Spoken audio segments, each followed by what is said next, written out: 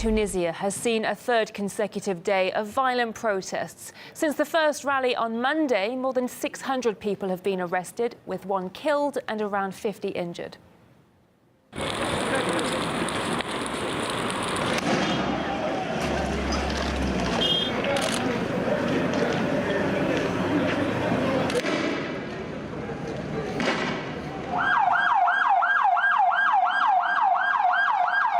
We're now witnessing the third day of violent protests across Tunisia, both in the capital of Tunis and in at least 10 other locations. Now, the protests started peacefully, but since Monday night, they've taken a violent nature. And just last night, Wednesday, more than 300 people were arrested.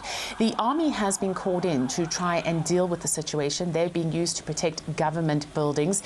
They and the police have accused protesters of attacking government officials, of trying to take over shopping centres, of blockading roads, for example, whereas the protesters in response have accused the security forces of using a heavy hand and conducting a heavy crackdown. All of it is in response to the government's announcement at the beginning of January of their 2018 budget plan. Now, this budget plan has seen a dramatic increase in taxes on basic goods. So you have, for example, fuel increases, you have tax hikes on food items, and all of this is, of course, being met with fury and outrage on the streets of Tunisia.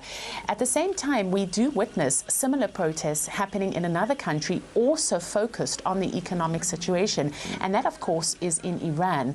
But there is a noticeable difference. While there has been international outrage against the situation in Iran and the way the government is dealing with it there, when it comes to Tunisia, basically the international community is keeping mum. So, for example, with Iran, you had the French President Macron, you had the head of the European Union High Commission, and you had the American President Donald Trump basically calling for regime change.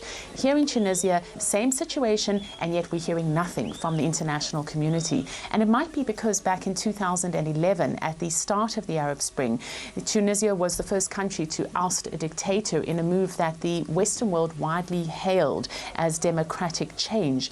But since then, there have been no less than 9 governments in place in Tunisia, and none of them have been able to get a grip on the economic situation there.